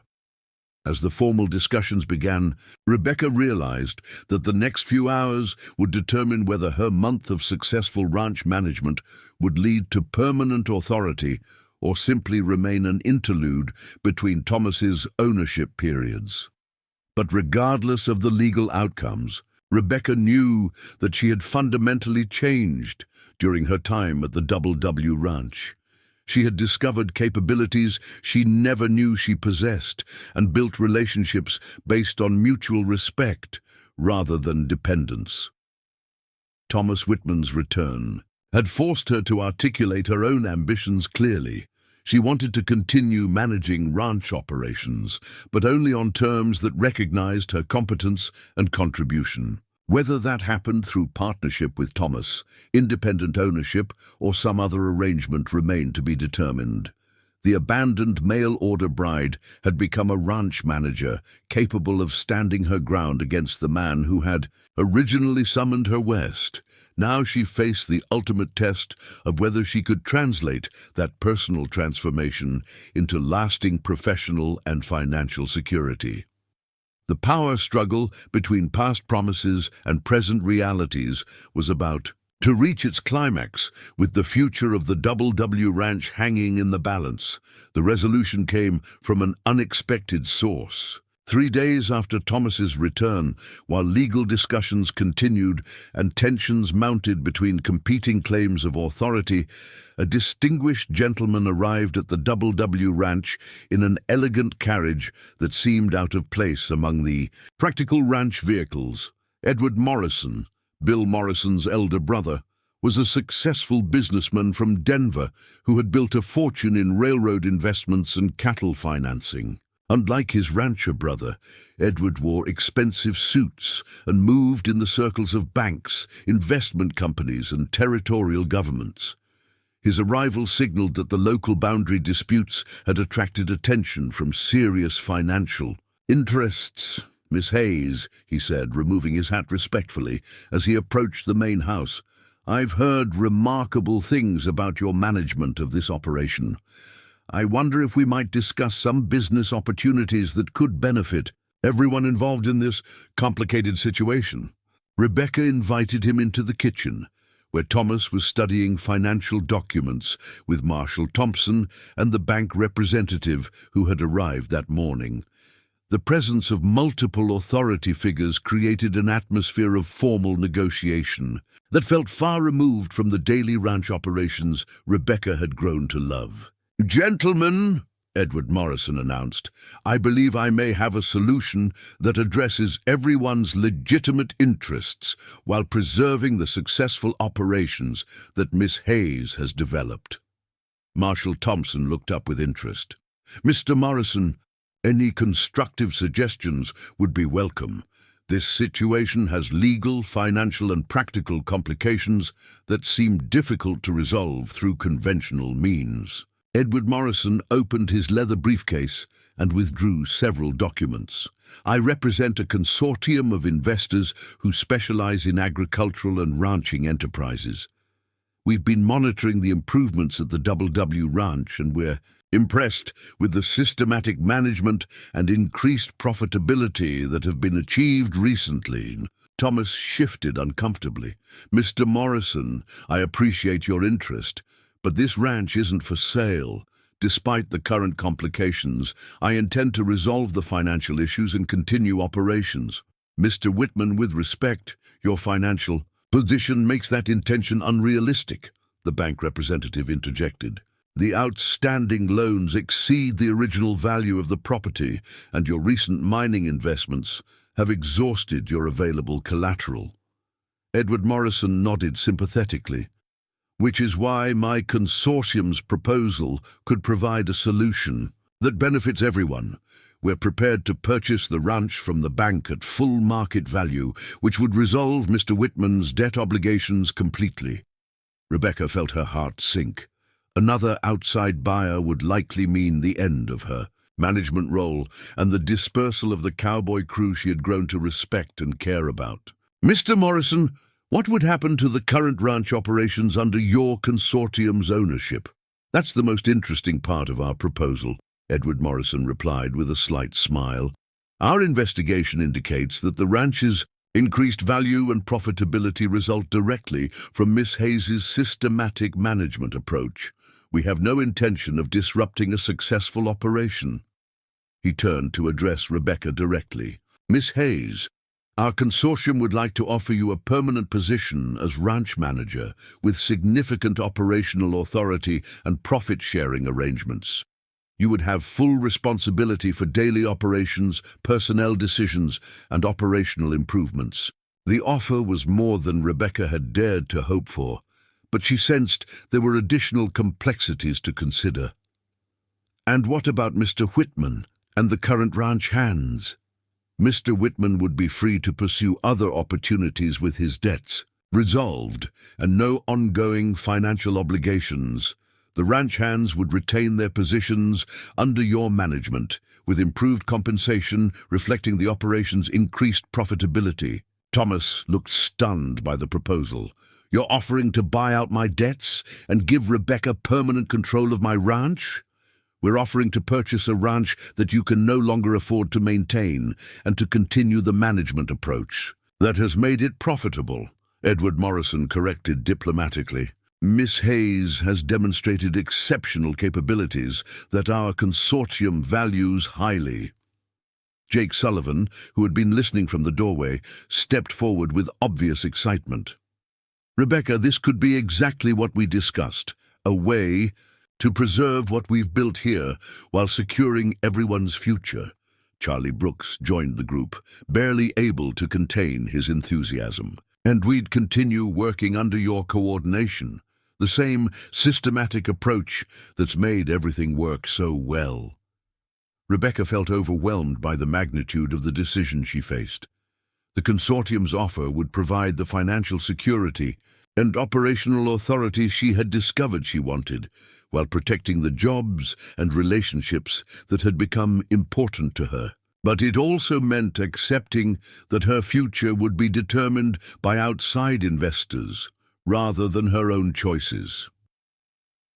"Mr. Morrison, could you give me more details about the profit-sharing arrangements and my actual authority under this proposal?" Edward Morrison consulted his documents. You would receive a base salary plus 20% of annual profits above baseline projections. You would have complete authority over personnel, operations and improvements, with consortium approval required, only for major capital investments exceeding specified thresholds. The terms were generous beyond anything Rebecca had imagined possible when she first arrived as Thomas's mail-order bride, but she realized that accepting the offer would mean abandoning the dream of independent ownership that had begun to form during her weeks of successful management. "Mr. Morrison, would your consortium consider a different arrangement, one that would allow me to acquire ownership interest in the ranch through my management contributions?" The question surprised everyone in the room. Even Jake Sullivan looked startled by Rebecca's audacity in proposing to become an owner rather than simply a well-compensated manager. "Miss Hayes," Edward Morrison said carefully, "ownership arrangements are considerably more complex than management contracts. What exactly are you envisioning?" Rebecca took a deep breath, knowing that her response would determine the course of her entire future. "I'm proposing that your consortium and I form a partnership where I contribute my proven management capabilities as equity investment. Over time, my ownership percentage would increase based on the ranch's performance under my leadership." Thomas stared at her in amazement. "Rebecca, you're talking about becoming a ranch owner. That requires capital, business experience, and—" "Thomas," Rebecca interrupted firmly, "I've been managing this ranch successfully for over a month. I've increased its profitability, improved its operations, and earned the respect of everyone involved. My management contributions have clear monetary value that could be quantified as equity investment." Marshall Thompson looked intrigued by the proposal. "Miss Hayes, are you suggesting a performance-based ownership structure where your management success translates into increased ownership stakes?" "Exactly," Rebecca confirmed. "Start with a small ownership percentage, with automatic increases tied to profitability improvements, operational efficiency gains, and other measurable performance metrics." Edward Morrison exchanged glances with his associates, clearly considering the unprecedented nature of the proposal. "Miss Hayes, such arrangements are unusual, but not impossible. However, they require careful legal structuring and detailed performance measurement systems." "Which I can provide," Rebecca replied confidently. "I've been documenting every aspect of ranch operations, and I understand the business metrics that demonstrate successful management." Jake Sullivan stepped forward with growing excitement. "Mr. Morrison, what Rebecca's proposing makes perfect sense. She's already proven she can run this place better than anyone, and giving her ownership stakes would guarantee she stays motivated to continue improving operations." Miguel Santos added his support. "Señorita Rebecca has earned the right to own part of this ranch. Her work has made all of us more successful." Even Cookie Patterson joined the discussion.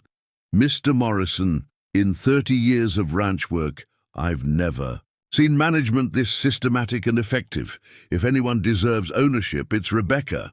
The Cowboys' unanimous support for Rebecca's ownership proposal clearly impressed Edward Morrison and his associates. They were accustomed to dealing with ranch hands who viewed owners and managers with suspicion, not crews who enthusiastically endorsed their supervisor's advancement. "Miss Hayes," Edward Morrison said thoughtfully, "your proposal has merit, but it would require extensive negotiation to structure properly. Are you prepared to engage legal counsel and spend considerable time developing detailed agreements?" "Mr. Morrison, I've spent the past month learning that I'm capable of much, more than I originally believed possible. I'm definitely prepared to invest the time and effort required to secure my own future." Thomas had been listening to this discussion with growing amazement and, surprisingly, a measure of respect. "Rebecca, when I wrote those letters inviting you to come west, I never imagined you would become this formidable. I thought I was offering you a chance to escape factory work and become a ranch wife." "Thomas, You did offer me that chance, Rebecca replied, but you also provided the systematic management procedures that taught me I could be much more than a wife waiting for someone else to make decisions. Your documentation showed me how to think strategically about complex operations, and your application of those procedures proved you could exceed even Thomas's management capabilities, Jake Sullivan added. The ranch has never been more profitable or better organized. Marshal Thompson closed his investigation files with obvious satisfaction. This discussion resolves most of the legal complications that brought me here. If the bank's claims are satisfied through the property sale, and if Miss Hayes's future role is formalized through proper legal agreements, then the federal concerns are addressed. Edward Morrison made his decision. Miss Hayes, my consortium would be willing to structure a partnership arrangement along the lines you've proposed. The specific terms would require negotiation, but the principle of performance-based ownership advancement is acceptable to us. Rebecca felt a surge of triumph that was quickly tempered by the magnitude of what she was undertaking. She was negotiating to become a ranch owner and business partner rather than simply accepting employment or marriage as her available options. Mr. Morrison, I accept your willingness to negotiate such an arrangement. When can we begin developing specific terms? Immediately, he replied. My legal associates can begin drafting preliminary agreements this week with final terms dependent on detailed performance metrics and financial projections.